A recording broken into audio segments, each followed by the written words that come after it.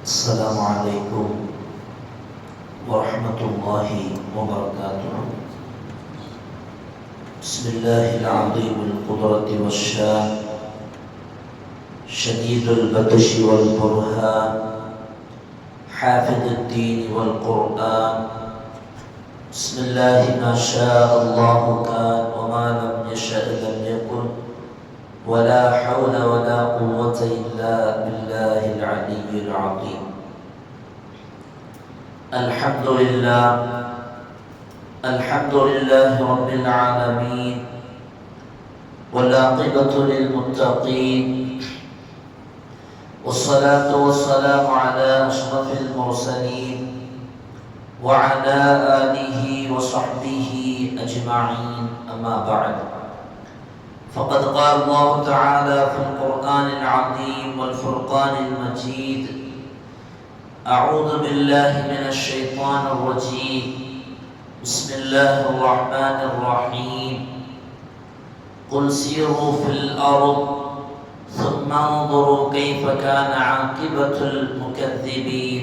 صدق الله العلي العظيم. وقال نبينا وحبيبنا وسيدنا وقرة أعيننا وثمرة فؤادنا محمد رسول الله صلى الله عليه وسلم: والله لا تجوز من هنا حتى تقول رسول الله صلى الله عليه وسلم هو الأعز وأنا الأذل. صدق النبي صلى الله عليه وسلم. எல்லா புகழும் புகழ்ச்சியும் ஏக இறைவனாகிய அல்லாஹ் ஒருவனுக்கு உரித்தாவுக. அவனின் சாந்தியும் சமாதானமும் ஈருலக வேந்தர் முஹம்மது ரசூலுல்லாஹ் ஸல்லல்லாஹு அலைஹி வஸல்லம் அவர்களின் மீதும், அவர்களின் அடிச்சுவடை அப்படியே அடிபெறலாமல் பின்பற்றிய உத்தம சத்திய சஹாபாக்கள், தாபிஈன்கள், தபஉத் தாபிஈன்கள், நாதாக்கள், சுஹதாக்கள், அவுலியாக்கள், நம் பெற்றோர்கள், உஸ்தாதுமார்கள், மனைவி மக்கள், இங்கே அமர்ந்திருப்பவர்கள், இன்னும் வர இருப்பவர்கள், நம் ஊருவாசிகள், அயல்வாசிகள், கபருவாசிகள், உலக முஸ்லிம்கள் அனைவர்கள் மீதும் என்றென்றும் குறைவின்றி நிறைவாக நின்று நிலவட்டுமாக.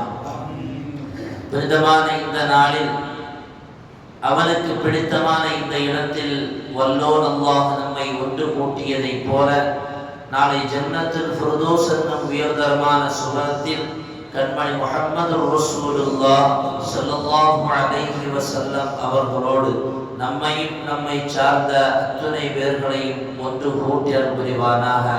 நோய்கள் அனைத்தையும் ஷிஃபாவாக்கி தந்தல் புரிவானாக. அல்லாஹுவின் பெருங்கிருபையினால் புனிதமான முஹர்ரம் மாதத்தில் நாம் வீட்டிருக்கிறோம். அல்லாஹ் சுப்ஹானஹு வ தஆலா இந்த புனித மாதத்தின் பரக்கத்தினால் நம்முடைய பாவங்கள் அனைத்தையும் மன்னித்து அவன் பொருந்திய நல்வாழ்வு வாழ்வதற்கு இறைவன் தௌஃபீக் செய்தல் புரிவானாக. அன்பிற்குரியவர்களே, மனித சமூகம் நேர்வழி பெற்று வாழ்வதால் எல்லா நற்போதனைகளையும் இஸ்லாம் வழங்கியிருக்கிறது.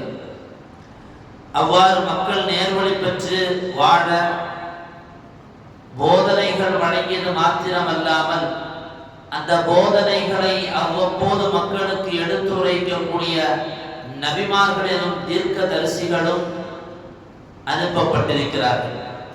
அவர்களின் போதனைகளை அந்தந்த காலத்தில் வாழ்ந்த மேன்மக்கள், செவிசாய்த்தவர்களை இறைவன் பிற்காலத்தில் வாழ்கிற மக்களுக்கு நல்லதோர் எடுத்துக்காட்டாகவும், அந்தந்த காலத்தில் வாழ்ந்த நபிமார்களின் நற்போதனைகளை மறுத்து வாழ்ந்த மாக்களை பிற்காலத்தில் வாழ்கிற மக்களுக்கு எச்சரிக்கை பாடமாகவும் அல்லாஹ் ஆக்கி வைத்திருக்கிறார். குர்ஆனில் ஒரு இடத்தில் அல்லாஹ் சொல்லுவான்: குல், நபியே நீங்கள் சொல்லுங்கள், சீரு ஃபில் அர்த், பூமியை சுற்றித் திரியுங்கள் என்பதாக.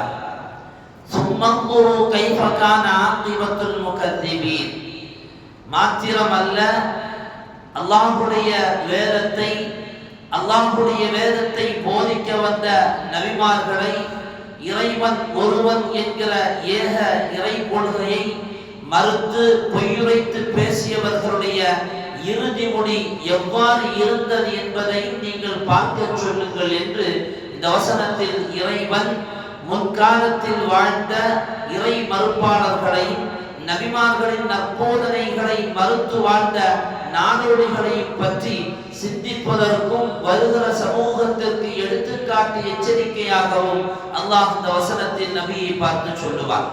அருமையான சகோதரர்களே, இந்த வரிசையில் இறை மறுப்பாளராகவும் நபிமார்களின் கொள்கையை ஏக கொள்கையை மறுத்தவர்களாகவும் வாழ்ந்த நாடோடிகளில் கொடியவர்களில் ஒருவன் தான், அந்த வரிசையில் ஒருவன் தான் இன்றைய தினம் நாம் ஆஷுரா என்று கொண்டாடுகிற இந்த தினத்தை நினைவு கூறுவதற்கு காரணமாக இருக்கக்கூடிய ஃபிரௌன். சையதுனா மூசா நபி அலைஹிஸ்ஸலாம் அவர்கள் ஃபிரௌனுடைய அடக்குமுறையால் பல கஷ்டங்களுக்கு ஆளாக்கப்பட்டவர்கள். இன்றைய தினத்தில் அவன் அழிக்கப்பட்டு மூசா நபி அலைஹிஸ்ஸலாம் அவர்களுக்கு ஜெயம் வழங்கப்பட்ட இந்த சிறப்புக்குரிய நாளை நாம் நினைவு கூர்ந்து தான் உலகமெங்கும் வாழுகிற முஸ்லிம்கள் இந்த நாளில் நோன்பு நோக்குகிறார்கள். ஃபிரௌன் இவ்வளவு தூரம் பிற்கால மக்களுக்கு ஒரு எச்சரிக்கை எடுத்துக்காட்டாக மாறுவதற்கான காரணம் என்ன? அவன் அப்படி எடுத்துக்காட்டாக வாழ்வதற்கு, எச்சரிக்கை எடுத்துக்காட்டாக வாழ்வதற்கு அவரிடத்தில் குடியிருந்த அந்த மோசமான குணங்கள் என்ன? உலகத்தில் சொல்வார்கள் இன்றைக்கும், அன்றைக்கு மூசா நபிக்கு ஃபிரௌன் இருந்ததை போல சையதுனா முஹம்மது ரசூலுல்லாஹ் ஸல்லல்லாஹு அலைஹி வஸல்லம் அவர்களுக்கு அபூ ஜஹல் ஃபிரௌனாக இருந்தார். நாயகம் அவர்களே அதை சொன்னார்கள், என் காலத்தில் வாழ்கிற ஃபிரௌன் அபூ ஜஹல் என்பதாக. இன்றைக்கும் சில ஃபிரௌன்கள் வாழத்தான் செய்கிறார்கள்.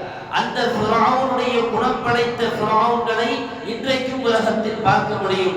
அப்படி அவனுடைய குணம் என்னவென்பதை குர்ஆன் ஹதீஸினுடைய அடிப்படையில் நாம் தொகுக்குகிற பொழுது அவனிடத்தில் இருந்த மிக மோசமான குணம் என்பது முதலில் குர்ஆன் சுட்டிக்காட்டுவது அவனுடைய ஆணவத்தை பேசும், அவனுடைய கர்வத்தை பேசும், அவனுடைய தற்பெருமையை பற்றி இஸ்லாம் மிக மோசமாக சித்தரித்து பேசும்.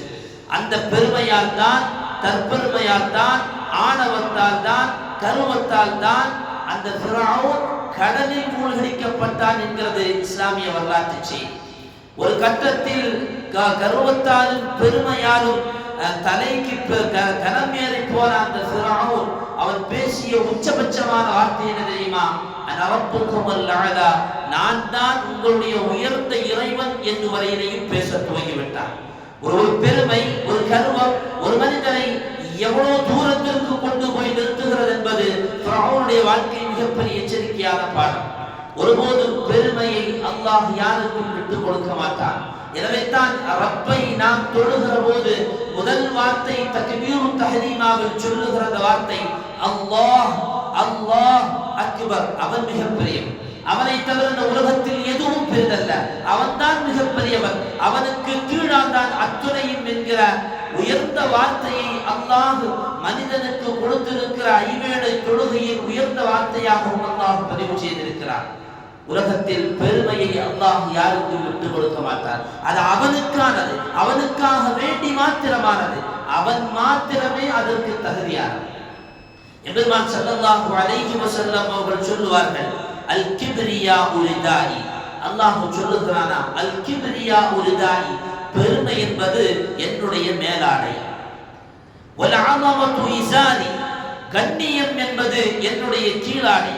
ஃபமன் நாஸஅனி வாஹிதன் மின்ஹுமா, இந்த இரண்டிலிருந்தும் ஏதாவது ஒன்றோடு எவனாவது என்னோடு போட்டி போடுவானேயானால், நல்ல கவனிக்க வேண்டும், ஃபமன் நாஸஅனி வாஹிதன் மின்ஹுமா, கண்ணியம் என்று சொல்லப்படுகிற என்னுடைய கீழாடையும், கண்ணியம் பெருமை என்று சொல்லப்படுகிற என்னுடைய மேலாடையும், இந்த இரண்டிலும் எவனாவது ஒருவன் ஒன்றோடு என்னோடு போராடுவானேயானால், போட்டி செய்வானேயானால், கதஃப்துஹு ஃபின்னார், அவனை நான் நரகத்தில் தூக்கி எறிவேன் என்கிறான் அல்லாஹ் சுப்ஹானஹு வ தஆலா. அருமையானவர்களே, மிக பிரபல்யமான ஹதீஸ், நமக்கு அதிகம் பரிச்சயமான ஹதீஸ். பெருமை என்பது அல்லாஹ்வுக்கு மாத்திரமே சொந்தமானது. கொஞ்சம் பணம் வருகிற போதோ பதவி வருகிற போதோ அல்லாஹுவை மறந்து நம்மிடத்தில் பகட்டு குணம் வெளியாகி அடுத்தவர்களை ஏளனமாக பேசுகிற சகஜம் நம்மிடத்தில் பரவிவிடும். இந்த குணம் யாருடைய தெரியுமா? இது இப்லீசுடைய குணம். படைத்த ரப்பையே நிந்தித்தவன் அல்லவா இப்லீஸ். சையதுனா ஆதம் நபி அலைஹிஸ்ஸலாம் அவர்கள் படைக்கப்பட்டதற்கு பின்னால் அல்லாஹ் இப்லீஸை அழைத்து, நான் படைத்திருக்கும் இந்த ஆதமுக்கு நீ சுஜூது செய்கின்ற போது அவன் பேசிய வார்த்தை என்ன? அன கைரும் மின்ஹு ஹலக்தனி மின் நார், நான் அவரை விட சிறந்தவர். என்னை நீ நெருப்பால் படைத்திருக்கிறாய், என்னை எரிய விட்டால் நான் வான் நோக்கி எரியுவேன். வஹலக்தஹு மின் தீன், அவரை நீ களிமண்ணால் படைத்திருக்கிறாய், அவரை வானோக்கி நீ தூக்கி வீசினால் அந்த களிமண் திரும்ப பூமியை நோக்கி போகும். எனக்கும் அவருக்கும் எவ்வளவு வித்தியாசம் உண்டு. நான் எப்படி ஆதமுக்கு சுஜூது செய்வேன் என்று அவனை புடைத்து செய்த, அவனை தயாரிப்பு செய்த படைத்த ரப்போடைய திமிரு பேசிய போது அவனுடைய நிலை என்ன ஆனது? அல்லாஹ் தூக்கி வீசியது மாத்திரமல்ல, உலகம் உள்ள வரை காலமெல்லாம் எந்தெந்த மக்களெல்லாம் இஸ்லாமியர்களாக வருகிறார்களோ அத்துணை பேர்களுடைய நாவிலும் ரஜீம், தூக்கி எறியப்பட்ட ஷைத்தான் என்றும் சபிக்கப்பட்ட ஷைத்தான் என்றும் அவன் ஆளாக்கப்படுவதற்கான ஒரே காரணம் தலைக்கு ஏறிய பெருமை. தலைக்கு ஏறி போனதினால் ஷைத்தான் இன்றும் சபிக்கப்பட்டு கொண்டே இருக்கிறான். அருமையானவர்களே, இந்த பெருமை குணத்தினால் தான் ஃபிரௌன் இன்றைக்கும் சபிக்கப்படுகிறான். அவனுடைய வாழ்க்கையை வரலாறு பிற்கால மக்களுக்கு எச்சரிக்கை பாடமாகவும் குர்ஆனில் பதிவு செய்யப்பட்டிருக்கிறது. வரலாற்றில் ஒரு நிகழ்வை பார்க்கபடி, பெருமை அளிப்பவர்களுக்கு அல்லாஹ் சில நேரங்களில் உடனே இழிவை கொடுத்து விடுவார்.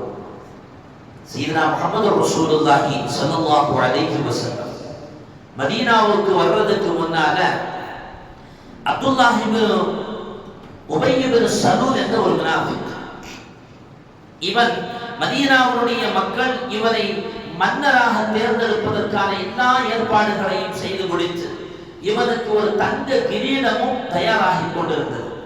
அந்த வேளையில் தான் பெருமானார் அவர்கள் மக்காவிலிருந்து கிளம்பி மதீனாவிற்கு வருகிறார்கள். நாயகம் ஸல்லல்லாஹு அலைஹி வஸல்லம் அவர்கள் மதீனாவிற்கு வந்தவுடன் அப்படியே ட்ரெண்ட் மாறுது. அப்துல்லாஹ் இப்னு உபை இப்னு சலூலை தலைவராக ஆக்க வேண்டும் என்ற இந்த மதீனாவின் சில கொஞ்ச நட்புகளும் பெருமானார் அவர்களுடைய நன்னிடத்தையும் நற்பண்புகளையும் பார்த்தவர்கள் இஸ்லாத்தை ஏற்றுக்கொண்டு பெருமானார் அவர்களை தலைவராக ஏற்றுக்கொள்கிறார்கள். இதை பொறுத்து கொள்ள முடியாத அப்துல்லாஹ் இப்னு உபை இப்னு சலூல் இஸ்லாமியனாக தன்னை இணைத்துக் கொண்டு இஸ்லாமியனாக நடிக்க துவங்கினான். ஆனால் உள்ளம் மொத்தமாக அவனுக்கு நயவஞ்சகம் குடிகொண்டிருந்தது. ஒரு யுத்தம் பிற்காலத்தில் பெருமானாருடைய தலைமையில் ஏற்பட்ட போது முஸைன் என்கிற இடத்தில் வைத்து இந்த யுத்தம் நிகழ இருக்கிறது. ஸல்லல்லாஹு அலைஹி வஸல்லம் அவர்கள் அந்த யுத்தத்திற்கு தளபதியாக தலைமை தாங்கிறார்கள். கிபி 628 இந்த யுத்தம் பனு முஸ்தலக் என்று சொல்லப்படுகிற கோத்திரத்தோடு இஸ்லாமியர்களுக்கு ஏற்படுகிறது. இந்த யுத்தத்தில் முஸ்லிம்கள் வீரமாக களமாடி வெற்றியை கைவசப்படுத்தியதற்கு பின்னால் இரவு நேரத்தில் இஸ்லாமியர்கள் ஒரு இடத்தில் தங்குகிறார்கள். இஸ்லாமியர்களுக்கு முன்னாலேயே சின்ன ஒரு சலசலப்பு ஏற்படுது. இந்த சலசலப்பை பயன்படுத்தி அப்துல்லாஹ் இப்னு உபை இப்னு சலூல் என்ன செய்தா, அந்த மக்கள் மத்தியில் போய் பேசினான். அருமையான அன்சாரிகளே, மதீனாவாசிகளே, உண்மையில் நாம் சிறந்தவர்கள், நாம் உயர்ந்தவர்கள், குலத்தால் சிறந்தவர்கள். இதோ இருக்கிறார்களே மக்காவிலிருந்து இங்கு இடம்பெயர்ந்திருக்கக்கூடிய முஹாஜிர்கள் மிக மோசமானவர்கள், பழிசொற்குக்கு உரிமையானவர்கள் என்றெல்லாம் அவர்களை பழித்து பேசி ஒரு வார்த்தை சொன்னால், நாம் மதீனாவுக்கு போனதற்கு பின்னால் இந்த முஹாஜிர்களை, மக்காவாசிகளை இந்த மதீனாவை விட்டு துரத்தி அளிக்க வேண்டும் என்கிற ஒரு பெருமை மிகுந்த வார்த்தையை அந்த அப்துல்லாஹ் இப்னு உபை இப்னு சலூல் அந்த நேரத்தில் பேசி முடித்தான். அல்லாஹ் ரப்பல் ஆலமீன் உடனே அல்லாஹ் பெருமானார் அவர்களுக்கு ஆயத்தை இறக்குகிறார். லஇன் ரஜஅனா இலல் மதீனதி லயுஹ்ரிஜன்ன அல்-அஸ்ஸு மின்ஹல் அஸல். நபியே நாயகமே, அப்துல்லாஹ் இப்னு சலூல் அவன்தான் கண்ணியத்தில் உயர்ந்தவன் என்று பேசுகிறான், மற்றவர்கள் எல்லாம் கண்ணியம் இல்லாதவன் என்று பேசுகிறான். அவனுக்கு சொல்லுங்கள், வலில்லாஹில் இஸ்ஸத்து வலிரசூலிஹி, அல்லாஹ்வுக்கும் அல்லாஹ்வுடைய ரசூலுக்கும் தான் கண்ணியம், வலில் முஃமினீன், ஈமான் கொண்டிருக்கக்கூடிய நல்லடியார்களுக்கும் தான் கண்ணியம் என்று அல்லாஹ் குர்ஆன் ஆயத்தை இறக்குறான். இப்ப என்ன ஆகுது? இந்த தகவல் மதீனா முழுக்க அப்படியே பரவுது. இந்த செய்தி பரவி பரவி அப்துல்லாஹ் இப்னு உபய் இப்னு சலூலுடைய மகனான அப்துல்லா ரலியல்லாஹு அன்ஹு இஸ்லாத்தை ஏற்றுக்கொண்டிருந்தார். இந்த செய்தி அவர்களுடைய காதுக்கு போகிறது. கோபத்தின் உச்சகட்டத்திற்கு போன அப்துல்லா ரலியல்லாஹு அன்ஹு அவர்கள் மதீனாவினுடைய அந்த வாசல் பகுதியில் வந்து நிற்கிறார்கள், நுழைவாயிலில் வந்து நிற்கிறார்கள். எல்லோர்களும் யுத்தத்தை முடித்ததற்கு பின்னால் வீடு திரும்பி மதீனாவிற்கு நுழைகிறார்கள். இந்த அப்துல்லா என்று சொல்லப்படுகிற அந்த முனாஃபிக்குடைய மகனான இந்த சஹாபி ஊரிய வாளோடு மதீனாவுடைய நுழைவாயிலில் நின்று கொண்டு தன்னுடைய தகப்பனை எதிர்பார்த்து கொண்டிருக்கிறார்கள். எல்லோர்களும் ஒவ்வொருவர்களாக மதீனாவுடைய நுழைவாயில் வழியாக உள்ளே செல்லும் போது தூரத்திலிருந்து தன்னுடைய தகப்பனார் உபய் இப்னு சலூல் வருவதை பார்த்து கொண்டவர்கள் தயாராகி கொண்டார்கள். பக்கத்தில் வருகிறார்கள். வந்தவுடன் அப்துல்லாஹ் இப்னு உபய் இப்னு சலூலை பார்த்து சொன்னார்கள், வல்லாஹி லா தஜூஸு மின் ஹுனா ஹத்தா தகூல், நீ இந்த இடத்தை விட்டு நவர விடாத. யாரை பார்த்து? சொந்த தகப்பனை பார்த்து. அல்லாஹ்வுடைய ரசூலை கொச்சைப்படுத்தி பேசியதனால், மூமின்களை தரம் தாழ்த்தி பேசியதனால் சொந்த தகப்பனை பார்த்து சொல்லுகிறார்கள், லா தஜூஸு மின் ஹுனா ஹத்தா தகூல், இங்கிருந்து ஒரு அடி கூட நீ எடுத்து வைக்க கூடாது. எதுவரை தெரியுமா? ரசூலுல்லாஹி ஸல்லல்லாஹு அலைஹி வஸல்லம் ஹுவல் அஅஸ்ஸு வ அன அதல்லு, பெருமானார் அவர்கள் கண்ணியத்தில் உயர்ந்தவர்கள் என்றும் நான் ஆக இழிவானவன் என்றும் உன்னாவால் நீயே மொழியும் வரையிலையும் இந்த இடத்தை விட்டு நீ கடந்து செல்லக்கூடாது என்று தன் தகப்பனாரை பார்த்து அப்துல்லா ரலியல்லாஹு அன்ஹு அவர்கள் பேசிய போது அவர் சொன்னானாம், என்ன உனக்கு தலைக்கு பைத்தியமா என்று கேட்டான். தலைக்கு பைத்தியமா என்று கேட்டான். விடவில்லை. அப்துல்லா ரலியல்லாஹு அன்ஹு அவர்கள் இந்த வார்த்தையை சொன்னால் மட்டும்தான் இங்கிருந்து உன்னை நான் வழி அனுப்புவேன். ஒரு வழி இல்லாமல் சம்மதித்தான். நான் மோசமானவன் என்று தன்னாலே தன் நாவாலே சம்மதித்தான். எந்த மதீனத்து மக்களால் போற்றப்பட்டானோ, எந்த மதீனத்து மக்களால் தலைவனாக கொண்டு வர வேண்டும் என்று பேசப்பட்டானோ, எந்த மதீனத்து மக்களால் தங்க கிரீடங்கள் எல்லாம் அணிவிக்கப்பட வேண்டும் என்று புகழாரம் சூட்டப்பட்டானோ, அதே மதீனத்து மக்களுக்கு முன்னால் அல்லாஹ்வுடைய ரசூலை இகழ்ந்து பேசிய அப்துல்லாஹ் இப்னு சலூலுடைய பெருமை உடைத்து சுக்குநூறாக்கப்பட்டது. கன நேரத்தில் அல்லாஹ் பெருமை அளித்தவருடைய பெருமையை அங்கே இல்லாமலாக்கினான் என்கிற வரலாற்று செய்தியை தான் இந்த நிகழ்வில் பார்க்க முடியும். அருமையானவர்களே, அப்ப பெருமை அல்லாஹ் சில நேரங்களில் கன நேரத்தில் அந்த பெருமைக்கான பதிலடியை தந்து விடுவார். அதே நேரத்தில் பணிவோடு மன் தவாதஅ ரஃபஅஹு அல்லாஹ், அல்லாஹ்வை பயந்து பெருமை இல்லாமல் பணிவோடு வாழ்ந்தோம் என்று சொன்னால் நாளை மறுமையில் மட்டுமல்ல இந்த உலகிலும் நாம் போற்றுதலுக்குரியவர்களாக ஆக்கப்படுவோம். வரலாற்றில் ஒரு நிகழ்வு, இப்னு மஸ்ஊத் அப்துல்லாஹ் இப்னு மஸ்ஊத் ரலியல்லாஹு அன்ஹு அவர்கள் கூஃபா நகரத்தில் வாழ்ந்தவர்கள். ஸல்லல்லாஹு அலைஹி வஸல்லம் அவருடைய வஃபாத்துக்கு பின்னால ஒவ்வொரு சஹாபாக்களும் ஒவ்வொரு இடத்திற்கும் இடம்பெயர்ந்து போன போது இந்த அப்துல்லாஹ் இப்னு மஸ்ஊத் ரலியல்லாஹு அன்ஹு அவர்கள் கூஃபா நகரத்திற்கு சென்றார்கள். இன்றைக்கு ஹனஃபி மதுஹப் அப்படின்னு சொல்லி ஒரு மதுஹப் இருக்கு, 4 மதுஹப். இந்த ஹனஃபி மதுஹபினுடைய 90% ஆய்வு ஹதீஸ்களும் இந்த அப்துல்லாஹ் இப்னு மஸ்ஊத் ரலியல்லாஹு அன்ஹு அவர்கள் அறிவித்த ஹதீஸ்கள். சையதுனா அபூ ஹனீஃபா ரஹிமஹுல்லாஹ் அவர்கள் தான் தொகுத்த அந்த மார்க்க சட்ட நூல்களுடைய அத்துணை சட்டங்களும் இந்த அப்துல்லாஹ் இப்னு மஸ்ஊத் ரலியல்லாஹு அன்ஹு அவர்கள் அறிவித்த ஹதீஸிலிருந்து தான் என்பது வரலாறு சொல்லித் தருகிற செய்தி. இந்த அப்துல்லாஹ் இப்னு மஸ்ஊத் ரலியல்லாஹு அன்ஹு அவர்கள் கூஃபா நகரத்தில் நடந்து போகும்போது மிகப்பெரிய மார்க்க அறிஞர், குர்ஆன் விளக்க உரையில் கற்றுத் தேர்ந்த மாமேதையாக இருந்த அப்துல்லாஹ் இப்னு மஸ்ஊத் ரலியல்லாஹு அன்ஹு அவர்களுக்கு பின்னால தாபிஈன்கள் அப்படியே படை சூழாங்க. மக்கள் எல்லாம் அப்படி படை சூழல்களுக்கு பின்னால் செல்வார். ஒரு தடவை அப்துல்லாஹ் இப்னு மஸ்ஊத் ரலியல்லாஹு அன்ஹு பின்னால திரும்பி பார்த்தாங்க. பார்த்துட்டு அந்த மக்களை பார்த்து கேட்டாங்க, எனக்கு பின்னாலேயே இப்படி படை சூழ் வருகிறீர்கள். அந்த மக்கள் சொன்னார்கள், உங்களுடைய இல்மும் உங்களுடைய இந்த பண்பும் அதனுடைய பரக்கத்தை பெறுவதற்காக நாங்கள் பின்னால் வருகிறோம். அப்துல்லாஹ் இப்னு மஸ்ஊத் ரலியல்லாஹு அன்ஹு அந்த மக்களை பார்த்து சொல்வார்கள், தயவு செய்து நீங்கள் கலைஞ்சு போயிருங்க, தயவு செய்து நீங்கள் கலைந்து போய்விடுங்கள் என்று அந்த மக்களை அங்கிருந்து கலைந்து போவதற்கான ஏற்பாடை செய்வார்கள். அப்துல்லாஹ் இப்னு மஸ்ஊத் ரலியல்லாஹு அன்ஹு அவர்கள் அதற்கு பின்னால் தன்னுடைய மனசுக்குள்ளால் சொன்னார்களாம், தனக்குள்ளாலே சொல்லிக் கொண்டார்களாம், நான் இவ்வளவு பெரிய பாவி, என்னுடைய உள்ளம் எவ்வளவு பெரிய அதல பாதாளத்தில் பாவத்தில் இருக்கிறது என்று இந்த மக்களுக்கு தெரியுமே. ஆனால் என்னை இந்த அளவுக்கு இவர்கள் புகழ மாட்டார்கள், என் மீது மண்வாரி வீசிவிட்டு என்னை இகழ்ந்து விட்டு பிரிந்து செல்வார்கள் என்று அப்துல்லாஹ் இப்னு மஸ்ஊத் ரலியல்லாஹு அன்ஹு அவர்கள் சொல்லிவிட்டு சொன்னார்கள், அல்லாஹ்வினுடைய பாவங்களை மறைத்து மன்னித்து என்னை இவர்களுக்கு முன்னால் கண்ணியப்படுத்தவில்லை, ஆனால் இவர்கள் என்னை தூக்கி எறிந்து விடுவார்கள் என்று அல்லாஹ்விடத்தில் தௌபா செய்துவிட்டு கிளம்பினார்களாம். அருமையானவர்களே, ஒரு பெருமைக்கான எல்லா வாய்ப்பும் சூழலும் அமைந்து வந்ததற்கு பின்னாலும் கூட அல்லாஹ்வை பயந்து வாழ்ந்தார்களா இல்லையா? பெருமை நரகத்துடைய அதல பாதாளத்திற்கு கொண்டு போய் சேர்த்து விடும் என்று நினைத்தார்களா இல்லையா? அந்த தவாது, அந்த பணிவான எண்ணம் தான் இன்றைக்கும் ஜும்ஆவுடைய மேடைகளிலும் இன்றைக்கும் மனிதனுக்கு நற்போதனை வழங்குகிற முன்மாதிரிகளாகவும் சஹாபாக்கள் பேசப்பட்டுக் கொண்டே இருக்கிறார்கள். அப்ப முதல் விஷயம், ஃபிரௌன் அழிக்கப்படுவதற்கான முதல் காரணம் அவரிடத்தில் கூடிக்கொண்டிருந்த தற்பெருமை. இரண்டாவது செய்தி என்ன தெரியுமா? யாருடைய கருத்திற்கும் மதிப்பு வழங்காமல் இருந்தவர் ஃபிரௌன். தன்னுடைய கருத்து மட்டும்தான் முதன்மையானது என்று பேசி வந்தவர். யாருடைய கருத்தையும் ஏற்றுக்கொள்ள மாட்டார்.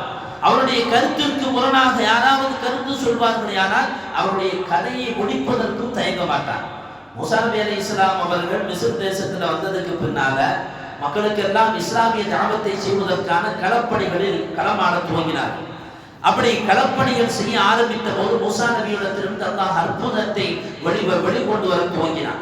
இந்த செய்தியை அறிந்த ஃபிரௌன் மூசா நபியினுடைய அந்த அற்புதத்திற்கு எதிராக நாம் களம் இறங்க வேண்டும், இல்லையானால் மக்கள் நம்மை மறுத்து விடுவார்கள் என்று சொல்லி ஃபிரௌன் அங்கிருந்த சில மந்திரவாதிகளை, சில சூனியக்காரர்களை எல்லாம் ஒன்று சேர்த்து கொண்டு ஒரு மைதானத்தில் ஒரு நாள் ஒன்று கூட வைத்து சையதுனா மூசா நபி அலைஹிஸ்ஸலாம் அவர்களை வர வைத்தார். இந்த வரலாறு மிக பிரபல்யமான வரலாறு, குர்ஆன் சொல்லுகிற செய்தி. மூசா நபி அலைஹிஸ்ஸலாம் அவர்கள் ஒரு சைடும், இந்த பக்கமாக சூரியக்காரர்களும் கொஞ்சம் பேர்கள் நிற்க, மக்கள் எல்லாம் இந்த மைதானத்தில் ஒன்று கூடி நிற்கிறார்கள். நமக்கு தான் இந்த வேடிக்கை பார்க்கறதுன்னா ரொம்ப பிடிக்குமே. மிஸ்ர் தேசத்தினுடைய மக்கள் என்ன நடக்க போகுது அப்படின்னு சொல்லி வேடிக்கை பார்த்து நிற்கிறாங்க. சூரியக்காரர்கள் தங்களுடைய கையில் இருந்த கம்புகளை எல்லாம் எடுத்து எரிய துவங்கினார்கள். அது பாம்பாக அப்படியே நெளிய துவங்கியது. பாம்பை போல் அன்புமிகுமாக நெளிய துவங்கியது. அல்லாஹ் சொன்னான் மூசா நபியை பார்த்து, யா மூசா அல்கி அஸாக், உங்களுடைய கம்பை தூக்கி போடுங்கன்னா. மூசா நபி தயங்கினார்கள். யா மூசா போடுங்கன்னா. மூசா நபி அலைஹிஸ்ஸலாம் அவர்கள் எடுத்து போட்டார்கள். ராட்சச பாம்பாக மாறிய அந்த அசா கம்பு அங்கிருக்கக்கூடிய எல்லா பாம்புகளையும் விழுங்கியது. இதை பார்த்து அதிர்ந்து போன அந்த சூனியக்காரர்கள் அத்துணை பேர்களும் உண்மையில் இது சாதாரணமான சக்தி அல்ல, இது மனிதனுக்கு அப்பாற்பட்ட ஒரு சக்தி, உண்மையில் இவர் இறை தூதர் என்பதை புரிந்து கொண்ட அந்த சூனியக்காரர்கள் அத்துணை பேர்களும் சுஜூதில் விழுந்தது மட்டுமல்லாமல் காலூ ஆமன்னா பிரப்பில் ஆலமீன், அகிலத்தை படைத்து பரிபாலிக்கிற ரப்பை நாங்கள் ஏற்றுக்கொண்டோம். ரப்பி மூசா வ ஹாரூன், எந்த மூசாவும் ஹாரூனும் எந்த இறைவனை ஈமான் கொண்டிருக்கிறார்களோ அந்த இறைவனை நாங்கள் ஏற்றுக்கொண்டோம் என்கிற அந்த ஏக இறை கொள்கையை அங்கே முழங்கிய போது ஃபிரௌன் ஆடி போய் அமர்ந்து அந்த மக்களை பார்த்து ஒரு கௌரவ பரீட்சை பேசினான். அந்த மக்களை பார்த்து சொன்னானா, ஆமன்து பிஹி கப்ல அன் ஆதன லக்கும். ஒரு நகைச்சுவையான வார்த்தை, எவ்வளவு முட்டாள் என்பதற்கு ஃபிரௌனுடைய தரத்தை சொல்லுகிற ஒரு வார்த்தை. ஆமன்து பிஹி கப்ல அன் ஆதன லக்கும், நான் உங்களுக்கு அனுமதி தருவதற்கு முன்னால நீங்க மூசாவை ஏற்றுக்குவீங்களா? நான் உங்களுக்கு அனுமதி தருவதற்கு முன்னாலே நீங்க மூசாவை ஏற்றுக்கொள்வீர்களா? இன்னஹாதா லமக்ருன் மக்கத்துமூஹு ஃபில் மதீனா, இன்னஹாதா லமக்ருன், நிச்சயமாக மூசா செய்வதை எல்லாமே தந்திரம், அவரோடு சேர்ந்து நீங்களும் தந்திரம் செய்திருக்கிறீர்கள், பின்னால் இதனுடைய பின்விளைவை சந்திப்பீர்கள் என்று தன்னுடைய கருத்திற்கு புறம்பாக அங்கே அவர்கள் நடந்து கொண்டதினால் ஃபிரௌன் அந்த மக்களை பார்த்து எச்சரிக்கை வார்த்தை பேசுகிறான். அருமையான சகோதரர்களே, தன்னுடைய கருத்திற்கு மதிப்பு கொடுக்காத அந்த மக்களை என்ன செய்யலாம் தெரியுமா? உலகத்தில் முதலில் மக்களை சிலுவையில் அறைந்த பெயர் பெற்றவர் ஃபிரௌன். இப்னு அப்பாஸ் ரலியல்லாஹு அன்ஹு அவர்கள் சொல்லுவார்கள், கான ஃபிரௌன் அவ்வல மன் ஸலப, முதலில் சிலுவையில் அறைகிற வழிமுறையை கண்டுபிடித்தவர் ஃபிரௌன். அது மட்டுமல்லாமல் மார்க்கால் துண்டிக்கப்பட்டு கொலை செய்யப்படுகிற முதல் வழமையை உருவாக்கியவர் ஃபிரௌன். அந்த முஸ்லிம்கள் சூனியக்காரர்களாக வந்தவர்கள் இஸ்லாத்தை ஏற்றுக்கொண்டு பரிசுத்தமானவர்களாக மாறிய அந்த மக்களை, இஸ்லாமியர்களை மார்க்கால் வாங்கி அவர்களை சிலுவையில் அறைய வைத்தார். என்ன காரணம்? அவருடைய கருத்தை ஏற்றுக்கொள்ளாததினால், தன்னுடைய கருத்து தான் உயர்ந்தது என்று பேசிய போது அவருடைய கருத்தை மறுத்ததினால். இன்னைக்கு அப்படித்தான் நிறைய பேர் தன்னுடைய கருத்தை புகுத்த பார்ப்பார். மனைவியிடத்தில் போய் நான் சொல்றதுதான் சரி அப்படிப்பார், நான் சொல்றதை நீ கேட்டுத்தான் ஆகணும் என்று தன்னுடைய கருத்தை புகுத்துபவர். பெற்றவர்கள் தங்களுடைய பிள்ளைகளிடத்தில் கருத்தை கேட்காமல் இதுதான் நீ படிக்கணும், இப்படித்தான் நீ ஆகணும் என்று அவருடைய கருத்தை கேட்காமலேயே கருத்து திருப்பு செய்வது. இதை போல முதலாளிகள் தனக்கு கீழாக இருக்கக்கூடிய தொழிலாளிகளிடத்தில் இது போன்ற கருத்துரிமையை பறிப்பது, இதெல்லாம் ஃபிரௌனுடைய குணம் என்று சொல்லி தருகிறது குர்ஆனும் ஹதீஸும். ஃபிரௌன் அழிக்கப்படுவதற்கான இரண்டாவது காரணம் அவனிடத்தில் இருந்த சுய கருத்து. என்னுடைய கருத்து மாத்திரமே ஏற்றுக்கொள்ளப்பட வேண்டும், அடுத்தவருடைய கருத்துக்கு இங்கே இடமில்லை. ஃபிரௌன் அழிக்கப்படுவதற்கான மூன்றாவது மிக முக்கியமான காரணம் அநியாயம். அருமையான சகோதரர்களே, துஆஉ மத்லூபின் மக்பூல், அநியாயம் செய்யப்படுபவனுடைய துஆவை அல்லாஹ் ஒருபோதும் மறுக்கவே மாட்டான். இந்த துன்யாவில் லா இக்ராஹ ஃபித்தீன், மார்க்கத்தில் எந்த நிர்பந்தமும் இல்லை, மார்க்கத்தில் எந்த நிர்பந்தமும் இல்லை. ஒரு இஸ்லாம் அல்லாதவனை இஸ்லாத்திற்கு வந்துத்தான் ஆக வேண்டும் என்று வலுக்கட்டாயப்படுத்துவதற்கு மார்க்கம் எங்கேயுமே நமக்கு வழிகாட்டவில்லை. அப்படியானால் யாருக்கும் அநியாயம் செய்வதற்கு இஸ்லாம் ஒருபோதும் இடமளிக்கவில்லை.